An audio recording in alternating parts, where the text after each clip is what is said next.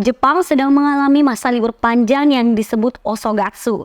Namun, terganggu oleh gempa bumi dengan skala 7,5 pada tanggal 1 Januari 2024. Gempa bumi memberikan dampak signifikan.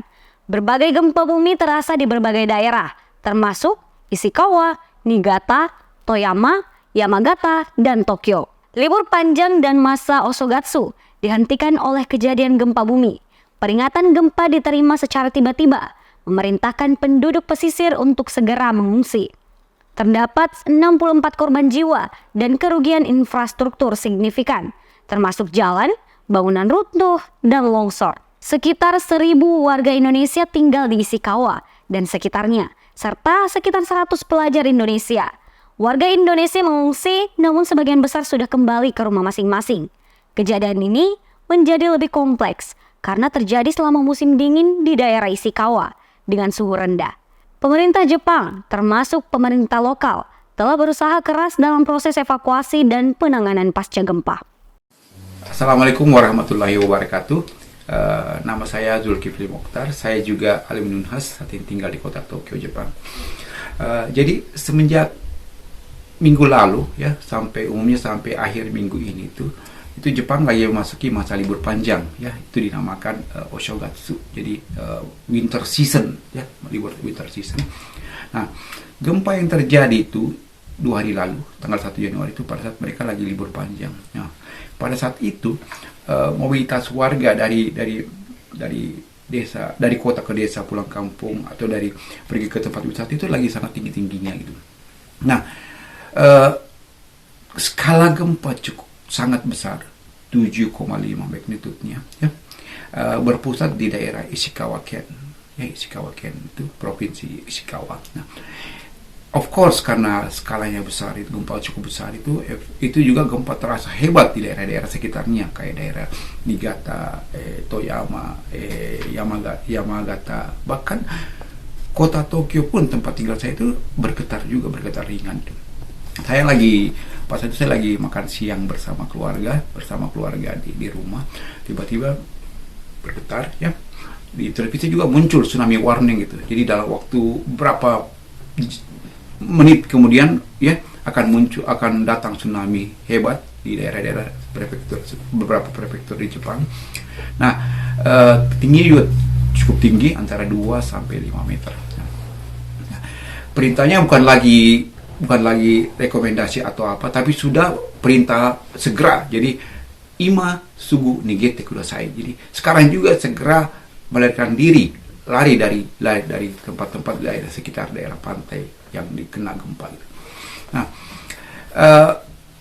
menurut data KBRI Tokyo datanya KBRI Tokyo itu jumlah yang terdaftar warga negara Indonesia di daerah Ishikawa itu mencapai 1.000 orang lebih ya.